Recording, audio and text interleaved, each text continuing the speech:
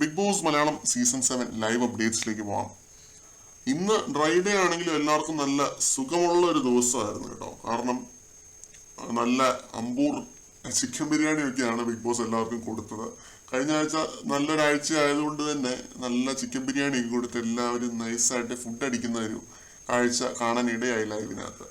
പിന്നെ അതേപോലെ തന്നെ ഇപ്പോൾ സിനിമ കാണിക്കാൻ പോവാണെന്ന് എന്തോ പറഞ്ഞിരുന്നു ബിഗ് ബോസ്. എല്ലാവരും ലിവിംഗ് റൂമിൽ വിളിച്ചിരുത്തി പറഞ്ഞിരുന്നു. പിന്നെ കഴിഞ്ഞ ആഴ്ചത്തെ മികച്ച പെർഫോമൻസ് ആയിട്ടുള്ള നമ്മുടെ ഒനീല്, അതേപോലെ തന്നെ ജിസേല്, ആദില, ഇവർക്ക് 3 പേർക്കും റീഗൽ ജുവലേഴ്സ് ഒരു സെറ്റ് ഓഫ് ഗോൾഡ് കോയിൻസ് കൊടുക്കുന്നതായിട്ട് കാണിക്കുന്നുണ്ട്. അത് പിഗ്ഗി ബാങ്കിൽ നിക്ഷേപിക്കണം.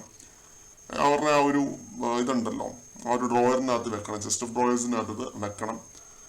പിന്നെ അക്ബറിനെയും അനുമോളെയും ഇപ്പൊ കൺഫെഷൻ റൂമിലേക്ക് വിളിപ്പിക്കുകയുണ്ടായി.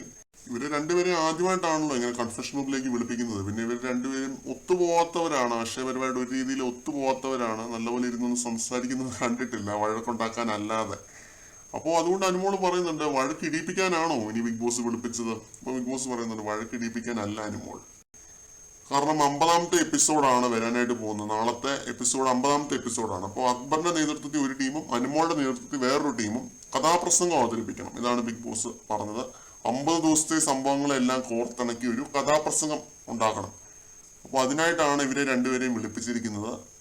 അത് സിനിമ കണ്ടതിന് ശേഷം ടീമുകളെ ഡിസൈഡ് ചെയ്ത് കഥാപ്രസംഗം പ്രാക്ടീസ് ചെയ്യണം, പ്രോപ്പർട്ടി ഒന്നും ഇല്ലാതെ ചെയ്യണം എന്നൊക്കെയാണ് ബിഗ് ബോസ് പറഞ്ഞിരിക്കുന്നത്. അപ്പോൾ ഇവരെങ്ങനെ ചെയ്യുമെന്ന് കണ്ടറിയാം. ഇതൊക്കെയാണ് പ്രധാന live updates. Dry day updates ആണ്. കൂടുതൽ ലൈവ് അപ്ഡേറ്റുകളുമായിട്ട് നമുക്ക് വീണ്ടും കാണാം.